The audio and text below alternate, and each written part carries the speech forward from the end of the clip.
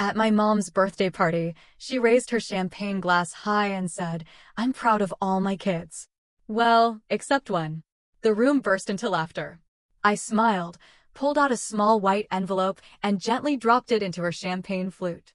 She screamed the moment she realized what was inside. Honestly, the night had been a disaster waiting to happen. I got to the house around 8:30, snowflakes still clinging to my coat. I held her gift like it might shatter if I moved wrong, a delicate silk scarf from Italy, wrapped carefully. The whole place smelled like vanilla candles and something savory roasting in the oven. Some cheerful Christmas song was playing low in the background, all upbeat and fake, like it didn't belong. Coats were piled on the rack near the entrance, plush, fur, and cashmere, designer labels that whispered, "We're better than you." Mine, by comparison, looked like something picked up from a bargain bin. Everyone was already gathered in the living room. My mom, Janet, sat right in the center of the couch in a bright red dress, her earrings sparkling like she'd just been crowned queen for the evening. My dad, Walter, was next to her, looking polite and quiet, the role he always played at these things. My older sister Sabrina was laughing with Aunt Margot, admiring her perfectly polished nails. My younger brother Eli was deep into a loud argument with a couple of cousins about luxury cars. When I walked in, Sabrina barely looked up. "Oh, you came," she said flatly, like I was an unexpected pizza delivery. I forced a smile. "Wouldn't miss it," I said. Mom didn't even stand up. She just waved a hand. "Put the gift over there and find a seat. Dinner's almost ready." I hung up my coat and placed the small box with the rest. Most of the other gifts were massive, glossy, designer bags that looked like they belonged in a department store window. The whole setup screamed celebration. But the feeling in the air? It was hollow. Not the surprising kind of emptiness. This was the kind you grow numb to. While servers circled the room with trays of champagne, I walked to the far end of the long dining table. No one asked me to sit closer. And that's when I saw it. Above the fireplace, where the old family portrait used to hang, were two enormous, carefully framed photographs. In one, Sabrina posed in front of the Eiffel Tower, dressed head to toe in white designer clothes, like she'd stepped out of a fashion ad. In the other, Eli stood proudly in a sleek, modern office, holding a plaque that said Startup of the Year. No picture of me. Not even the old graduation photo from back when I still tried to look happy. Just a blank spot on the wall. Like I'd been edited out. Quietly deleted. I turned away, grabbed a glass of champagne, and kept my mouth shut. Dinner was announced. The meal looked like something off a magazine spread, duck glazed in orange sauce, truffle mashed potatoes, tiny little salads shaped like art in glass bowls. Everything smelled expensive. And yet somehow it tasted like nothing. The conversations floated around the usual theme, other people's achievements. Sabrina beamed as she talked about her new clothing line in Paris. Eli bragged about opening his first cafe. Aunt Margot, bless her, went full cheerleader. "Janet, you have the most incredible family." Mom lit up like she'd raised royalty. No one so much as asked how I was doing. Even Dad, who normally tries to be fair, gave me a small nod when I sat down, then acted like I wasn't there. I tried mentioning, softly, that I'd just moved into a new apartment. Mom didn't even pretend to care. "Sabrina, did you tell them about Paris?" she said, cutting me off and passing Sabrina another glass of champagne. I looked down and focused on moving food around my plate. In this house, I've always been the static background noise, like a scuff mark on the wallpaper of their perfect lives. By the time the toasts began, I already knew how the night would end. Dad went first, unenthusiastic. To family and good health. Aunt Margot followed. To the next generation of success. Then Eli with a smirk. To the curse of being a genius. Everyone laughed. And then Mom rose to her feet. The room hushed. Glasses gently clinked together. She adjusted the silk scarf on her shoulder and looked around like a proud CEO. "I'm proud of my kids," she began. "Sabrina, our shining light. Eli, so clever and generous." She paused dramatically. I held my breath. Then she smiled. "I'm proud of all my children. Except one." Laughter broke the silence. Some of it awkward. Some stifled. Dad smiled into his plate. Sabrina covered her mouth like she was embarrassed. She wasn't. Eli raised his glass toward me, grinning. I didn't flinch, didn't cry, didn't slump in my chair. But something inside me finally snapped shut. Quiet. Final. Like a door that had been left cracked for years suddenly locking. I stood up, reached into my purse, pulled out the envelope, walked over to Mom. Her glass was sitting on the table, untouched. She wasn't even looking at me. I picked it up carefully and slid the envelope into the bottom. A plain white rectangle, clearly visible through the champagne. Inside was a short note, and a link to a shared drive. "What's this?" she asked, frowning. I didn't reply, just gave a calm, tiny smile, then turned and walked toward the door. Lena, Aunt Margot called out behind me. "Where are you going?" I didn't look back, just grabbed my coat and stepped outside. The sky had already gone dark. Snowflakes drifted down slowly, sparkling under the porch light like tiny crystals. I took a breath of cold winter air. And, for the first time in years, I truly felt it. I wasn't walking away from a family. They had already let me go. I pulled the front door closed behind me, heavy and slow, and stepped into the empty hallway. Then I stopped. The silence inside was deafening. It rang in my ears. The kind of stillness that makes your body freeze, like the world itself is holding its breath. I took one step, then another.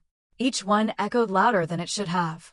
And then, somewhere deep inside the house, came the scream. My mom's. High-pitched. Not angry. Terrified. Sharp enough to pierce glass. I froze in place. And I knew. They'd opened the envelope. They saw what I left them. I didn't turn back. Didn't explain. I just kept walking. Toward my car, parked all the way at the end of the snow-covered driveway. The cold bit at my cheeks. The snow crunched beneath my boots. But inside, I was still. I was calm. I got in, shut the door, and started the engine. The headlights lit up the white road like twin knives slicing the dark. Just as I turned onto the empty street, my phone buzzed on the seat beside me. Her name flashed across the screen in soft, familiar light. I looked at it for just a moment, then flipped it face down. 3 seconds later, another buzz. Dead silence. I gripped the wheel a little tighter. Buzz. Eli. Then a message from Sabrina. "You need to explain. How could you do this to us?" That was the first message that popped up. I didn't react. My face stayed blank, my hands steady. I flipped my phone to silent without a second thought. Let it buzz itself into oblivion. I just kept my eyes on the road. The snow kept falling in thick waves as I pushed forward into the dark. Into the storm. Through every guilt trip they'd ever weaponized against me. Every manipulative, be the bigger person speech. All those years I was expected to play the mediator. The one who forgives, swallows the insult, smooths things over. But I saw it now clearer than ever. They never wanted peace. What they craved was obedience. My silence. And I wasn't going to hand that to them anymore. My mind wandered back to the beginning. From day one, I was the in-between. The filler child placed between two shiny trophies. Sabrina, the firstborn. Golden girl. Family legacy in human form. Eli, the baby. Smart, charming, loved by all. And me? I was the comma in their perfect sentence. The neutral wallpaper. Mom used to say, "You're so self-sufficient." So easy. Easy was just another way of saying forgettable. Whenever I want something. A quiet nod. When I moved into my first apartment. All I got was a yellow smiley in the family group chat. Nothing more. When I needed help. "You're tough. You'll figure it out." So I did. I worked. Paid every bill, even the ones that pushed me to the edge. Sent them money when things were tight on their end, even if I had to skip groceries to do it. Some small part of me still believed they'd eventually notice. That maybe I'd matter too, if I just hung in long enough. But reality was cruel. When Sabrina had an art exhibit, they dropped thousands on gowns and gallery space like it was nothing. When Eli flunked out, again, they took him to mental health lunches at 5-star bistros. But me? When I asked for a little help covering a dental bill, a root canal that had me in tears, Dad just sighed. "Money's tight right now," he said. "We can't swing it." Meanwhile, they were shopping for Sabrina's brand new car. I might have buried it all if it weren't for one casual comment. Mrs. Winslow, our old neighbor, leaned in and said, "Shame about that house by the park. Your grandfather was so proud to leave it to you." My whole world paused. What house? Left to me? I didn't believe it, not at first. But I needed to know. So I started digging. Property records, deed transfers, old tax forms, legal filings buried in city archives. And there it was. A will. A real one. With my name on it. Grandpa had left that house to me. No conditions. No confusion. And yet, buried in the paperwork were forged documents, signatures I never wrote. Hidden bank transfers, showing my parents had been pocketing rent for years. Tens of thousands of dollars. While I was out here counting coins at checkout. I sat with that truth for weeks. Should I confront them? Should I quietly walk away? Or drag them into court? The answer arrived the night Mom lifted her glass and said she was proud of all her kids, except me. And they laughed. Sabrina smirked. Eli raised his glass like it was some sick inside joke. That's when it finally landed. There would be no apology, no truth, no regret. Just them repeating the same story, casting me as the problem. And now, as my phone vibrated beside me in the car, I felt it in my bones. I did the right thing. I finally picked me. And I wasn't going to let them make my choices anymore. The next morning was quiet. Eerily quiet. The phone had gone still overnight. But the screen was lit up like a Christmas display. 59 missed calls. 25 text messages. 15 voicemails. Dad. Sabrina. Eli. Even Aunt Denise, who hadn't contacted me since I was a teenager, suddenly decided I existed. I scrolled with one finger. Some messages were syrupy sweet. Honey, we can work this out. We're family. Others were straight-up threats. If you go public, you'll ruin everything. You'll destroy us. And some were just venom. You've always been ungrateful. I set the phone down without replying to a single one. Let them talk. Let them twist. Around lunchtime, a new message came in, this time an email. From Dad. It was short. Lena, be reasonable. You don't want to start a war. Nobody wins. Family is everything. His favorite line whenever he wanted to sweep dirt under the rug. That evening, one from Mom. I'm sorry if you feel hurt.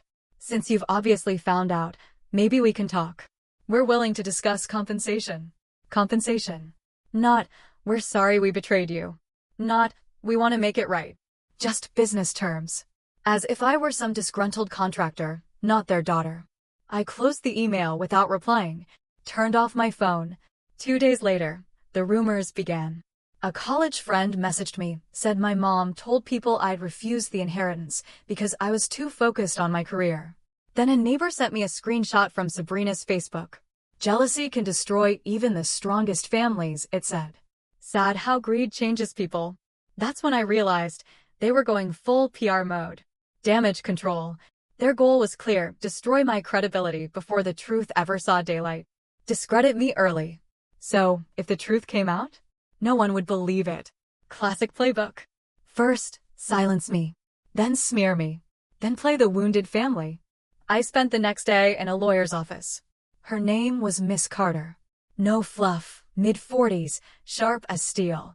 I laid everything out: copies of the will, forged signatures, old tax documents. She didn't flinch. You've got a strong case, she said. That house is yours. And they've been profiting off it illegally. I hesitated. What about all the lies? The rumors? The posts? She tilted her head. Unless they cost you income or opportunity, it's tough to prove defamation. But if they keep it up, we can build a pattern. That opens doors. I nodded. Her calm confidence was exactly what I'd been missing. So what now? 1. Save everything. Screenshots, voicemails, every nasty message. 2. Keep things official. 3. Don't talk to them directly. From now on, all communication goes through me. Driving home, it all clicked. They weren't going to back down. To them, the truth wasn't just uncomfortable, it was dangerous. And I was the traitor who dared step off their script. But I wasn't scared anymore. I wasn't the Lena who silently cleared plates while everyone toasted to Sabrina's brilliance. I finally understood what their family values were worth. And I finally knew what I was worth. That night, I opened my laptop, wrote a clean, formal email, attached a copy of the original will, all supporting documents, everything, addressed it to Mom, Dad, Sabrina, and Eli. Subject line: formal notice of property ownership. No emojis. No soft words. No explanations. Just facts. Cold, hard, legal facts. They wanted war? Fine. But they'd made one mistake. I wasn't their background character anymore. The letter Miss Carter sent for me wasn't just legal, it was surgical. 2 pages. No greetings. No warm wishes. Just precision. It laid it all out. The house was legally mine. They'd been collecting rent illegally. They had 5 business days to respond. Or we'd be filing a civil suit for restitution and damages. And submitting evidence of fraud to the district attorney's office. It should have felt like a win. But deep down I knew we were just getting started. This wasn't the ending. It was move 1 on the board. The first strike in a much longer game. For the next 3 days, I waited. Not for their apology, but for their next move. At first, nothing. Just an eerie quiet. No passive-aggressive texts. No late-night voicemails. Not even one of Sabrina's backhanded memes. And honestly, that silence felt more suspicious than comforting. Then it started, not with a confrontation, but with a whisper. A sleek, pristine envelope slid through my mail slot one morning. No return address. Just my name printed neatly in serif font, like it belonged on a wedding invitation. Inside? A revised agreement from a law firm I'd never even heard of. The letterhead read Langford Law, and I actually had to squint at it for a second. The tone was icy but polite, overly polite. It urged me to settle this unfortunate misunderstanding quietly, to avoid emotional strain by signing a mutual resolution. It almost sounded reasonable if you ignored the actual details. Buried in the fine print? I'd be giving up everything. All rights to the property. No option to sue. A lifelong gag order. And in return? A payout so low it wouldn't even cover 2 years of rent in the city. Plus, I'd be silenced forever. The classic corporate move. Toss hush money and hope the problem goes away. I didn't even bother sending it to Miss Carter. Just dropped it onto the kitchen counter and left, dry and bitter. The next morning, another envelope. Same paper, same polished tone, like we were all mature adults sipping tea over this. The terms had changed, slightly. More money this time. But with a new clause. They wanted me to sign a public retraction, saying that any statements I'd made about the Foster family's financial behavior were false. In plain terms? They wanted me to lie, to publicly declare I'd made the whole thing up. I started storing the envelopes in a drawer. Didn't even bother opening most of them anymore. Just let the pile grow. And then came the car. It showed up on a Thursday, parked directly across from my building. Tinted windows, engine off, facing my front windows. Could have been nothing. A neighbor. A food delivery driver. Just a coincidence. But it was there again on Friday. And Saturday. Same make. Same model. Same spot. Never moved. The lights stayed off. The engine never ran. But it never left. I started double-checking all the locks, then triple-checking. And just when I began to wonder if maybe I was being paranoid, just stress playing tricks on me, there was a knock at the door. 9:55 p.m. I peeked through the peephole. 2 men in suits. One held a clipboard. The other just stood there, his hands buried in his coat pockets. I didn't open the door. Miss Foster, one called. We just need a quick signature. For clarification. Clarification. Right. I'm not signing anything, I said firmly through the door. Of course, the man replied, chuckling like we were college buddies catching up. No pressure. Just quicker this way. I stayed silent. After a few moments, I heard footsteps retreating. When I finally opened the door a crack, they were gone, but they'd left something behind. A folder sitting right on my welcome mat. Inside, printed in bold black font, "This can end now if you sign." That night, I called Miss Carter. For the first time since this whole thing started, my voice actually shook. She didn't. "Grab a bag," she said calmly. "Go stay with someone. Don't sleep there tonight." I didn't argue. I grabbed what mattered, my laptop, the documents, that drawer full of letters, and I headed straight to Maya's. Her place was tiny, barely bigger than my old dorm room. The couch dipped in the middle, and her dog claimed my blanket like it had always been his. But it was the safest I'd felt in weeks. I collapsed. No words.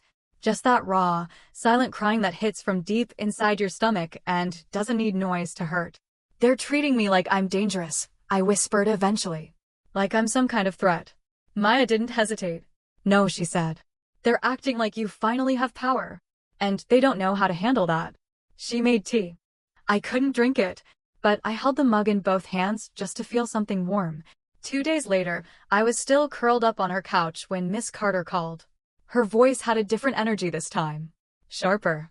Leaner. I found something, she said. And it hit like a match. Turns out, Derek Langford, yes, that Derek, had been advising my family from day one. Worse? One of his junior associates had leaked a chain of internal emails. It proved Derek knew the power of attorney forms were forged. He didn't just take the case. He engineered it. Miss Carter wasted no time. She filed a formal complaint with the state bar before noon. By that evening, the district attorney had a copy of everything.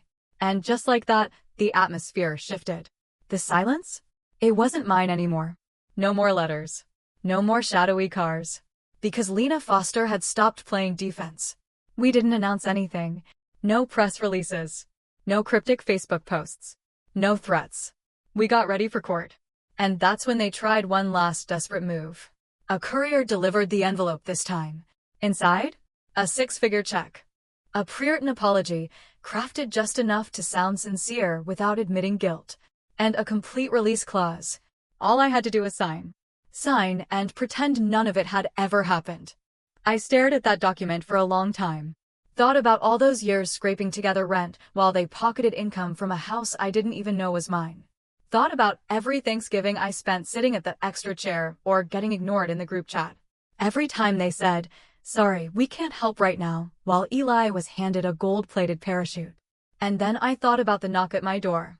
The folder. The threats masked as formality. So I lit that offer on fire. Literally.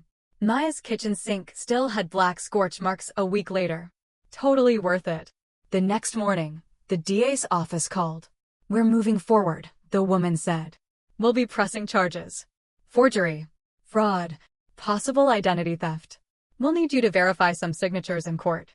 Yes, I told her. Absolutely. They say court is where truth gets told. That's generous.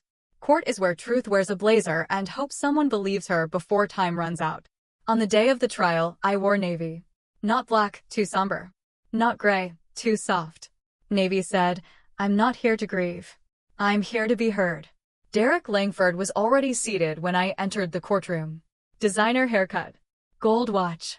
Pocket square folded like origami. He looked like he'd stepped off the set of a courtroom drama. He didn't glance my way. But my mom did, just for a second. She sat beside Dad, who looked like he hadn't slept since the subpoenas went out. Sabrina was nowhere in sight. But Eli was. And the look on his face said, I didn't sign up for this. Which was ironic, considering he literally had signed things. Illegally. I took my seat beside Miss Carter. She handed me a folder and whispered, "Stay composed. Let the documents speak." She had a highlighter tucked behind her ear and fire in her eyes. For the first time in a long time, I didn't feel alone. Then the opening statements began. All velvet knives and polite daggers. Derek stood and painted me as some estranged family member, emotionally distant, confused by grief, and conveniently interested in Grandpa's estate right after his passing. He didn't call me a liar. He just gently suggested it. In the beginning, there was just silence. A strange, almost too clean quiet. No sly messages. No guilt-tripping voicemails pinging through at midnight. Not even one of Sabrina's usual meme-drenched digs she liked to toss like confetti. Which, honestly, made me more uneasy than anything else. Inside, a so-called revised agreement from a law firm I'd never heard of in my life. The letterhead read Langford Law. It took me a second to even process it. The wording was excessively polite, so polite it felt like a trap. They wanted to amicably resolve this unfortunate misunderstanding. Suggested I could avoid any unnecessary emotional discomfort by signing what they called a mutual agreement. It all sounded fair on the surface, if you didn't read past the first paragraph. Hidden in the fine print? I'd be waiving every claim to the property, giving up the right to take legal action, silencing myself permanently with a lifelong non-disclosure clause. And what would I get in return? A payout that wouldn't even get me through 2 years of rent in the city. Nothing close to what they owed. A slap disguised as a handshake. It was a textbook tactic, pay off the threat, and hope she shuts up. I didn't even send it to Miss Carter. Just tossed it on the kitchen counter and let out a sharp, tired laugh. The kind that tastes like resentment. The very next morning, another envelope. Same stock paper. Same overly civil tone, like we were sitting down over tea to sort this all out like old friends. The offer had changed slightly, bigger payout this time. But a new catch. They wanted me to sign a formal statement saying I'd fabricated everything. That all those claims about the Foster family's shady finances were false. In plain English, they wanted me to lie. To go public and say I'd made the whole thing up. That's when I stopped opening them. I started tucking them into a drawer, one after the other, just letting them stack like receipts from a past I was done apologizing for. And then came the car. It appeared one Thursday morning. Parked across the street, facing directly toward my apartment building. Windows tinted so dark they looked painted on. Engine off. Completely still. Could have been innocent. Could have belonged to a neighbor, or a food courier, or someone who'd just parked in the wrong spot. But Friday, it was there again. And Saturday? Same vehicle. Same exact spot. Still as a statue. Lights never turned on. No movement. Just there. I started checking my locks. Once. Then twice. Then again before bed. And just when I started convincing myself I was spiraling, that the paranoia was getting the best of me, someone knocked. 9:55 p.m. I held my breath and peeked through the peephole. Two men stood on the other side. Suits. One clutched a clipboard. The other stood motionless, hands buried deep in his coat pockets. I didn't open the door. "Miss Foster?" one of them called out. "We just need your signature real quick. Just a bit of clarification." Clarification. "Sure. I'm not signing anything," I said, keeping my voice steady. The one with the clipboard chuckled like we were old college roommates. Of course. No pressure. It's just easier if we wrap this up tonight." I said nothing. Eventually, I heard them walk away. When I cracked the door open a few minutes later, they were gone. But sitting neatly on my welcome mat was a folder. Inside, bold black text stared back at me. "This can end now if you sign." That night, I called Miss Carter. And for the first time since this all started, my voice broke a little. She didn't flinch. "Pack a bag," she told me. Direct. "Go stay with someone you trust. Don't sleep there tonight." I didn't hesitate. I grabbed my essentials, my laptop, the important documents, that drawer full of shady letters, and drove straight to Maya's. Her place was small. Barely larger than a studio dorm. The couch had a dip in the middle that made my spine ache, and her little dog immediately stole my blanket like he'd claimed it forever. But I felt safe there.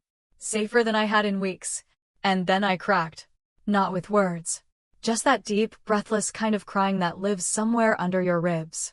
The kind that needs no sound to say everything. "They're treating me like I'm dangerous," I whispered once I could finally speak again. "Like I'm some kind of threat." Maya didn't even blink. "No," she said softly. "They're acting like you finally have power. And they're terrified of that." She made tea. I couldn't bring myself to sip it. But I clutched the mug like it was a lifeline, needing the warmth more than the taste. 2 days later, I was still curled on her couch when Miss Carter called.